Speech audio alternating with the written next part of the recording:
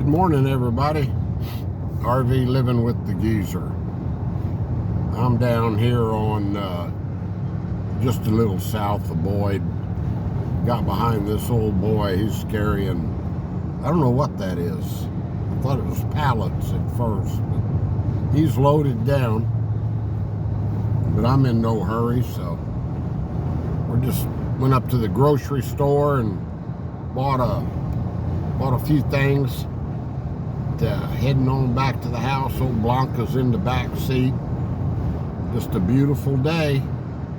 And yeah, I did a video a couple days ago.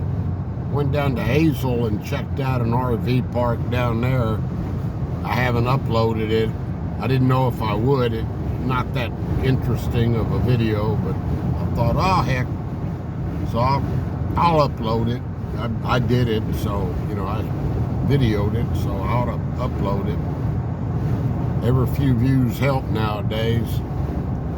The old channel has slowed down a lot since I moved up here, so if I video something, I'll just go ahead and I'll upload it. And yeah, we're going to cut off here and take one of these back roads here back to the house. Get away from the traffic. Tomorrow I'm going to ride out in the morning to Ponder, Texas. Lexi's got her district. She's a 7th grader and heavy into volleyball, so she's got her 7th grade district volleyball tournament tomorrow in Ponder. Ponder, I think, is it's not that far from here. It's about maybe 25 miles, something like that. So since it's early, I'm gonna take Blanca with me, and we'll catch the first match, and it'll be cool enough for Blanca to be in the truck. And then I can see some different scenery over there. I'll show you all the big town of Ponder, Texas. I think it's got like 2,000-3,000 people, I guess. So anyway, but today, what came to my mind was I want to tell you a little story of back in the, let's see, this would be back, I was 16, so that would be back around 1966. My dad had bought my uncle, my mother's brother was he sold he's car salesman. So my dad was looking for a pickup truck as a second vehicle. We only had one car up till then, and he found in this really nice cherry Ford pickup. You know, of course back then it was just regular cab truck, and standard transmission. They call it 3 on a tree, which was the shift was up on the steering column, 3-speed and reverse, of course. And so yeah, my dad bought that truck. It was a 59 Ford, and I think he bought it in about 62 or so. It was like 3 years old. I have no idea where I'm going. I'm just making turns on these roads.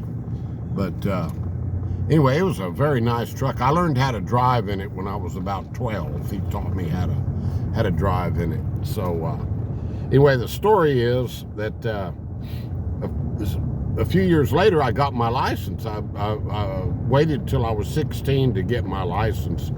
I could have got it at 14 back then with driver's ed, but they didn't want me to get it that young. So I got my license, 16, and one of the Delgados gets involved in this story, Butch. He's about 9 years older than me, and he was married already and had a little baby, and he worked out there on the ranch where I worked, you know, with him. Of course, I was still in school then. And Butch and I became very good friends, and actually he's been my best friend my entire life. He's passed away several years ago. But anyway, Butch and I he's like 9 years older than me. Butch and I used to play ping pong in the evenings they had a little rec center down there, and we would play ping pong. And I mean, like every night. I'm sure his wife was thrilled about that, you know. He'd already been, there's some little Brahmas. He had already been to the Army. He got drafted, and he did his 2 years in the Army, and he'd come home, you know, and but play ping pong. So I drove my dad's truck down to play ping pong with Butch that night, and we got through playing ping pong. And of course, it was, you know, 9 o'clock at night or so, and it was dark. And he said, "Hey, I got a good idea." I said, "What's that?" And these guys got me in more trouble. He said, "Why don't you see how fast you can back up when you're leaving?"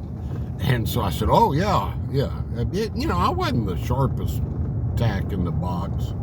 I said, "Yeah, that sounded like a great idea. Well, there's some bumps back there." So I put it in reverse, and I took off. I'd had my license like about a week, okay? I took off as fast as that truck would go backwards.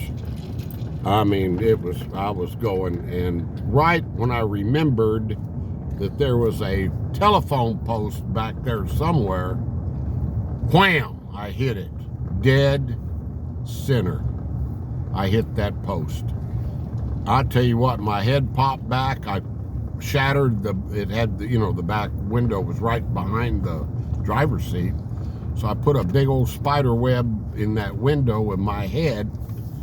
He come running over there, and he says, "Man, what'd you do that for?" I said, "Well, thought I was following your directions, but I forgot about that post." I got out and went back there. I wasn't really hurt. Just went back there and looked at that. I hit it dead center. It V'd that bumper dead. I mean, it looked like a V, the back bumper. Of course, the tailgate did too. Tailgate was V'd in. I said, "Oh man, what am I gonna do?" So I go home. My dad had trouble sleeping, and he wasn't in bed yet. He used to sit up and read Western books, and so he was sitting there, and I walk in, and he goes, "Hey, how's it going?" I said, "That dadgum truck doesn't have any backup lights on it." And he says, "What? What are you talking about?" I said, "Well, I was backing up, Dad, and I backed into a post because I couldn't see back there." And he says, "How fast were you going?" I said, "Oh, I don't know. I'm about 5 miles an hour, I guess." And he says, "Okay, well, let's go out and look at it." One thing I learned many years before that was never lie to my dad, okay? Don't do that. That was not the thing that you wanted to do. So he goes out there, and he takes one look at it, and he looks at me, and he says, "Calvin, I'm gonna ask you again, how fast were you going?" And I said, "Dad, I was probably going as fast as this truck can go in reverse." That was a smart thing to say, because he didn't kill me, okay? So he says, "All right, turn around, walk back inside." Didn't even want to hear my story with the stupidity that led to me wrecking the truck. I walked back in the house and said, "Man, Dad, I'm sorry." And he says, "Well, you can still drive the truck, but you're going to pay for it to get it fixed." I'm still alive. I said, yeah, sure. No problema there, Pops. So anyway, he let me drive it to school the next day. I drove it to school. Kids said, "What in the world happened to you?" And I said, "Those city public service," that was the electric company there by San Antonio. "Those city public service trucks with the big they haul those telephone poles around. They backed in. They were hauling one. This guy backed into the back of the truck and just V'd it in. They're going to have to pay for it." That story didn't last. I was lying to them, of course, to save embarrassment. But that didn't hold up. Somebody found out what I'd done, of course. But yeah, that's the story of I got influenced by the Delgados quite a bit growing up, and some of it was good, but a lot of times it wasn't good.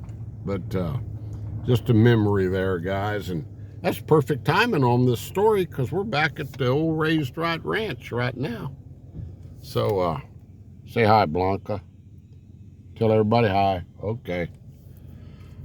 All right, guys, so I'm going to take a trip to Ponder tomorrow, and then we'll go from there. I'll do a video, and I'll probably upload that one I did of that last RV park. I'll upload that too. So, all right, peace to everybody. Stay blessed. Stay positive about everything. Don't let that negativity come in. Just kick it on out if it gets around you. And just help somebody out if you can. Beautiful day here in Boyd, Texas. We'll be talking at you later, guys. And if you're backing up at night, don't try to see how fast your vehicle will go. That's advice from the geezer. Talk to you later. Bye-bye.